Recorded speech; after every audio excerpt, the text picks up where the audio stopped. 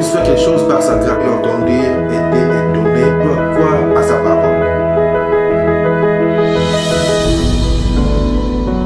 La Bible nous dit ceci.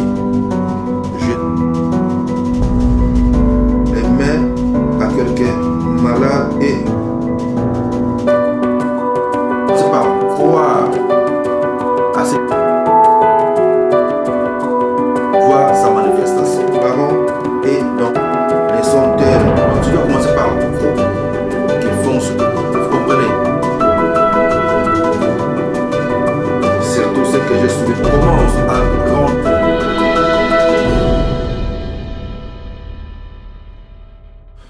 Alléluia, shalom, bien-aimé le Seigneur, sois béni, sois glorifié, toi qui es connecté avec nous encore une fois.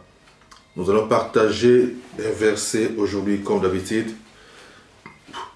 Et nous allons prendre le livre de Marc, Marc chapitre 6. Donc nous lisons la parole du livre de Marc chapitre 6. Je vais lire quelques versets. La Bible nous dit ceci. Jésus partit de là et se rendit dans sa patrie. Ses disciples le suivirent. Quand le sabbat fut venu, il s'est mis à enseigner dans la synagogue. Beaucoup de gens qui l'entendirent étaient étonnés et disaient, d'où lui viennent ces choses? Quelle est cette sagesse qui lui a été donnée? Et comment de tels miracles se font-ils par ses mains? N'est-ce pas les charpentiers, les fils de Marie, les frères de Jacques, de José, de Jude et de Simon, et ses sœurs, ne sont-elles pas ici, parmi nous?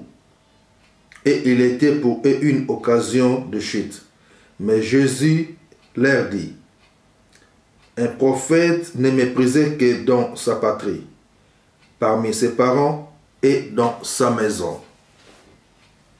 La Bible rajoute dans le verset 5, il ne put faire là aucun miracle. Donc, nous pouvons souligner, il ne put faire là aucun miracle, si ce n'est qu'il imposa les mains à quelqu'un malade et les guérit. Et il s'étonnait de leur incrédulité. Bien le Seigneur, qu'est-ce que je vais exhorter par ces quelques versets? Surtout ce que j'ai souligné, il ne put faire là aucun miracle. Nous devons savoir, bien le Seigneur, que Dieu ne peut pas tout faire. Tout est possible avec Dieu. Bien sûr, avec Dieu, tout est possible. Donc, tu dois commencer par croire à ce Dieu-là et croire à sa parole. Si tu ne crois pas, Dieu ne peut rien faire dans ta vie. Si tu ne crois pas à la parole de Dieu, il ne pourra rien faire.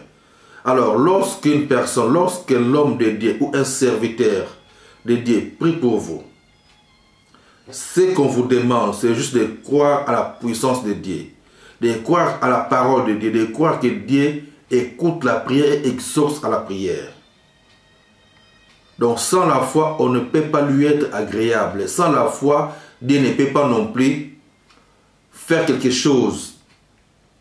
Vous comprenez? Donc, là, la Bible dit, il ne put faire là aucun miracle. Marc chapitre 6, verset 5. Nous devons savoir que Dieu ne force personne. C'est toi qui dois croire à sa parole.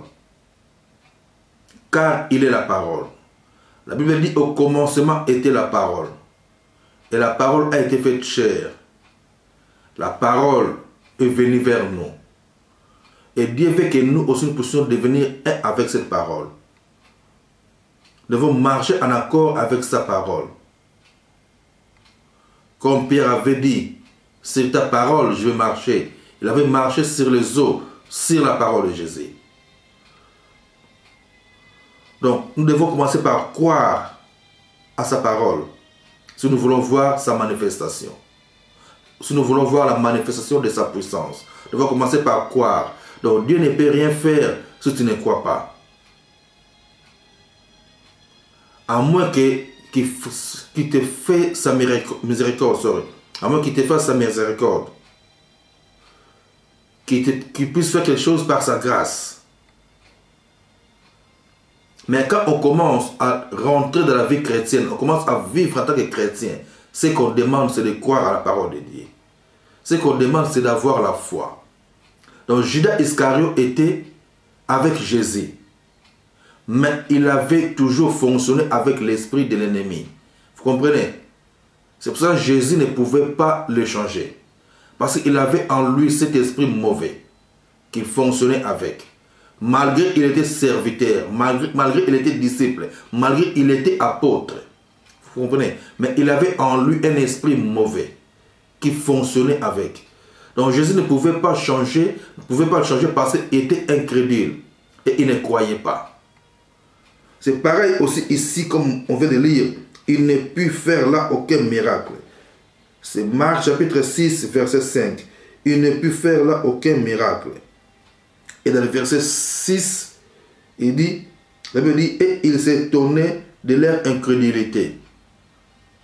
Donc, Dieu ne peut rien faire si tu ne veux pas croire. C'est pour cela que quand un serviteur de Dieu prie pour toi, ce qu'on demande, c'est de croire à ce que cet homme de Dieu est en train de déclarer pour la gloire de Dieu. De croire à la puissance de la parole de Dieu. Vous comprenez? De la même manière que Christ ne pouvait pas faire un grand travail à Nazareth, comme on vient de lire, Dieu ne peut rien faire dans ta vie si tu ne crois pas. Vous comprenez? Donc si tu ne crois pas, Dieu ne pourra rien faire. Donc si tu veux que Dieu puisse faire quelque chose dans ta vie, tu dois d'abord commencer par croire à sa parole. Vous pouvez méditer à ces versets dans le livre de Marc, chapitre 6, verset 5 et le verset 6. Ça veut dire ceci: il ne put faire là aucun miracle. Verset 4, un prophète n'est méprisé que dans sa patrie, parmi ses parents et dans sa maison. Dans beaucoup de familles, Dieu a peut-être choisi quelqu'un parmi vous, dans vos familles, où il a déposé sa parole, où il a déposé sa puissance. Mais vous devez commencer par croire à ce que Dieu a mis en cette personne. Si vous voulez voir la manifestation de Dieu dans votre famille, dans vos vies. C'est comme ce qui a été le cas de Joseph. Ses frères n'ont pas cru à ce que Joseph leur disait. Qu'il sera un jour ce que Dieu lui avait montré dans ses rêves. Mais ses frères l'avaient rejeté. Donc vous devez commencer par croire à la parole de Dieu. Donc comme je dis, Dieu ne peut rien faire si tu ne crois pas. Donc tu dois commencer par croire à sa parole et tu verras la manifestation de sa puissance. Que Dieu